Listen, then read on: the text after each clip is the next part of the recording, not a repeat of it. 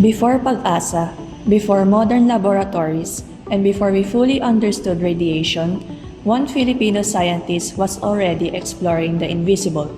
Today, we uncover the story of Casimiro V. del Rosario, the man who brought light to the mysteries of science in the Philippines.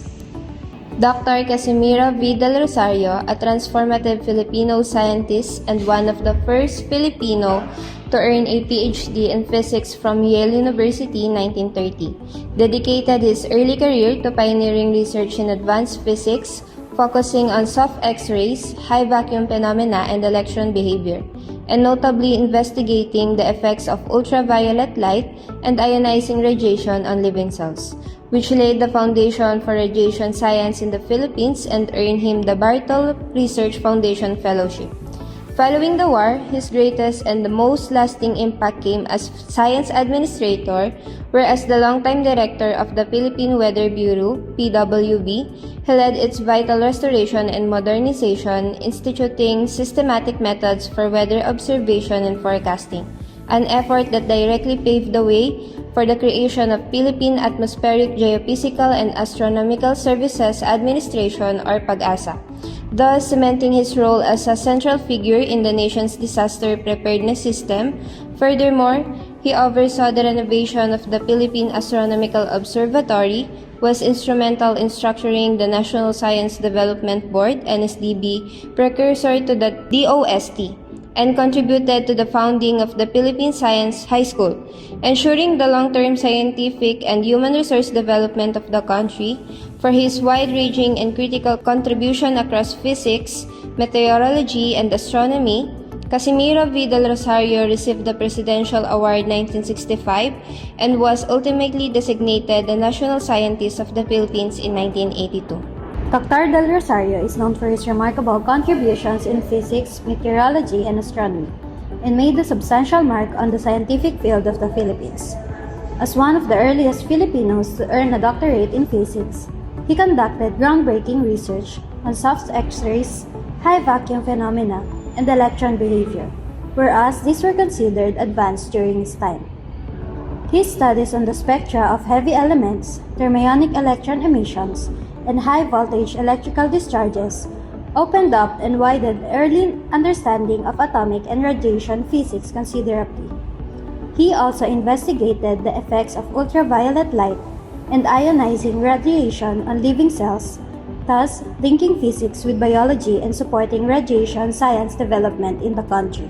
Beyond the laboratory, Dr. del Rosario also became an important figure in meteorology. He led the restoration and modernization of the National Meteorological Services after World War II that had been heavily damaged during the conflict. As a longtime director of the Philippine Weather Bureau, he was instrumental in creating more systematic methods for weather observation, data processing, and forecasting. His guidance provided the foundation for the further development of meteorology in the Philippines, and the formation of institutions that would later transform into PAG-ASA as we know today. The contributions of Dr. Casimiro V. del Rosario to astronomy was linked to his leadership in the country's scientific institutions.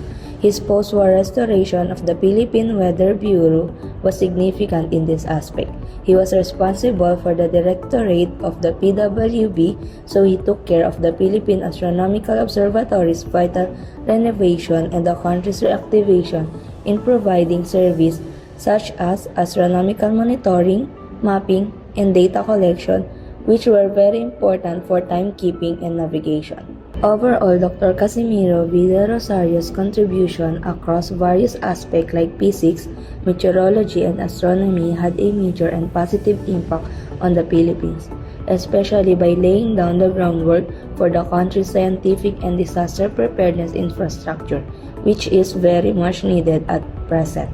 Casimiro V. del Rosario has received many rewards throughout his lifetime for the contribution he made in the field of science. He was awarded the Presidential Award in 1965 for his contribution to physics, meteorology, and astronomy.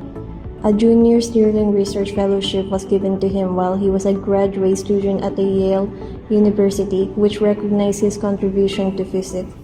He later received a fellowship from the Bartle Research Foundation recognizing his contribution in the area of nuclear physics. Casimiro V. del Rosario was a distinguished graduate of the University of the Philippines and has received several awards from the university. In July 1982, he received the greatest award of the Philippines, being designated as the National Scientist of the Philippines, which is the highest award for a scientist in the country. Casimiro del Rosario devoted his life to studying the invisible light that surrounds us, revealing secrets hidden in the very fabric of the sky. He proved that greatness is not measured by the size of a nation, but by the courage of a single mind willing to wonder. His legacy shines today in every Filipino who dares to question, imagine, and chase curiosity into the unknown.